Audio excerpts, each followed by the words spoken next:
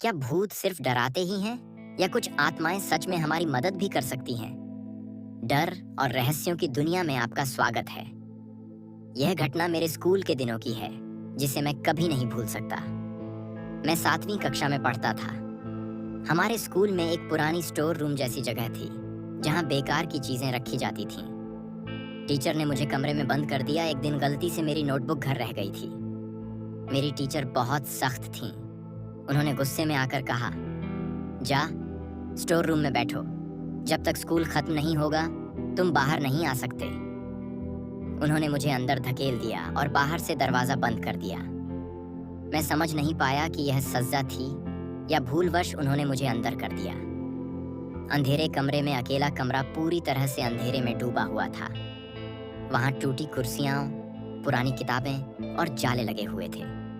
मैं चुपचाप एक कोने में बैठा रहा, लेकिन जैसे जैसे समय बीत रहा था मुझे अजीब महसूस होने लगा।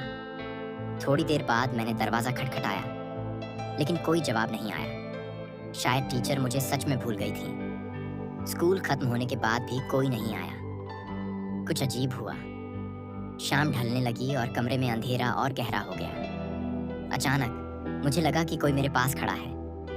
डरो मत, मैं तुम्हारी मदद करूंगा, एक धीमी और शांत आवाज आई। मैंने डरते हुए चारों ओर देखा, लेकिन वहां कोई नहीं था। फिर मुझे अचानक सामने एक आदमी दिखा। वो सफेद कुर्ता पायजामा पहने हुए था और उसके चेहरे पर एक अजीब सा सुकून था। आत्मा ने मुझे खाना दिया।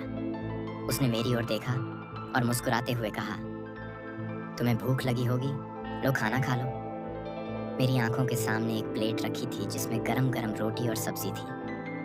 मुझे समझ नहीं आ रहा था कि यह कहां से आया।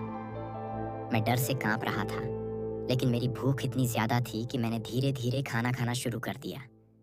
फिर उसने मुझे पानी भी दिया। मैं कौन हूँ यह मत पूछो, लेकिन मैं नहीं चाहता कि तुम यहाँ डरे रहो, उसने कहा। रात भर मुझे अजीब अजीब आवाजें सुनाई देती रहीं, लेकिन उस आदमी ने मुझे हिम्मत दी। जब सुबह हुई तो दरवाजा अपने आप खुल गया। मैं भागकर बाहर निकला और टीचर के पास पहुंचा। उन्होंने मुझे देखा और चौंक गईं। अरे, मैं तो तुम्हें भूल ही गई थी।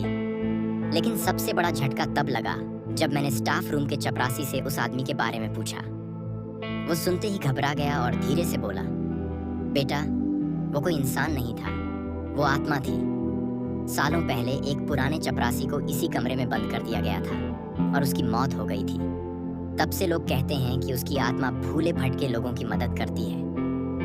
मेरे हाथ पैर ठंडे पड़ गए। जो रात मैंने बिताई थी वो एक आत्मा के साथ थी, जिसने मुझे खाना दिया, पानी दिया और मेरी हिम्मत बढ़ाई।